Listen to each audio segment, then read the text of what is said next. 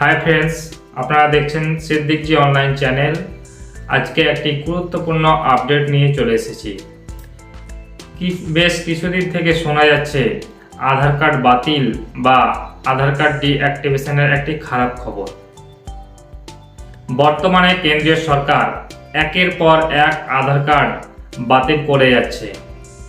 এখনো পর্যন্ত আধার কার্ড সংস্থা UIDAI বহু আধার কার্ড বাতিল করেছে, কিন্তু কেন এই আধার কার্ড বাতিল করছে বা কাদের কাদের বাতিল করা হচ্ছে, এই নিয়ে তীব্র সন্দেহের সৃষ্টি হয়েছে মানুষের মনে। তো চলুন ভিডিওটিতে বিস্তারিত জেনে নেওয়া যাক। ভিডিওটি যদি আপনাদের উপকারে আসে অবশ্যই ভিডিওটিতে একটি লাইক দেবেন এবং চ্যানেলটি সাবস্ক্রাইব করে আমাদের পাশে থাকবেন। বর্তমানে দেশের সবচেয়ে গুরুত্বপূর্ণ নথি হলো আধার কার্ড, আর এই আধার কার্ডের মতো প্রয়োজনীয় ডকুমেন্টস একবার বাতিল হয়ে গেলে সরকারি সুযোগ সুবিধা আর পাওয়া যাবে না। ব্যাংক অ্যাকাউন্ট থেকে শুরু করে রেশন কার্ড প্রতি ক্ষেত্রেই আধার কার্ড এখন বাধ্যতামূলক। তাই এই আধার কার্ড বাতিল হয়ে গেলে দেশের জনগণ বহু সুযোগ সুবিধা থেকে বঞ্চিত হবেন।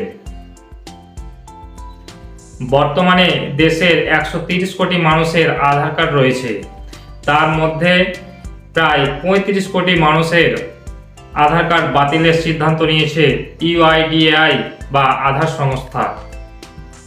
ইতিমধ্যেই অনেক ক্ষেত্রে এই প্রক্রিয়া সম্পন্ন করেছে আধার সংস্থা।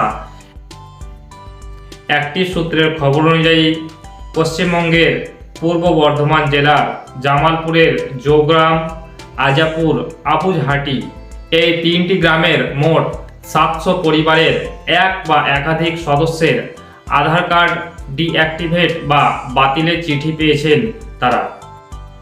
যেমন তাদের কারো রেশন আটকে গেছে, আবার কারো ব্যাংকের অ্যাকাউন্ট থেকে টাকা তুলতে পারছেন না, এবং পরবর্তীতে এ ধরনের আরও সমস্যা হতে পারে বলে মনে করেছেন অনেকেই।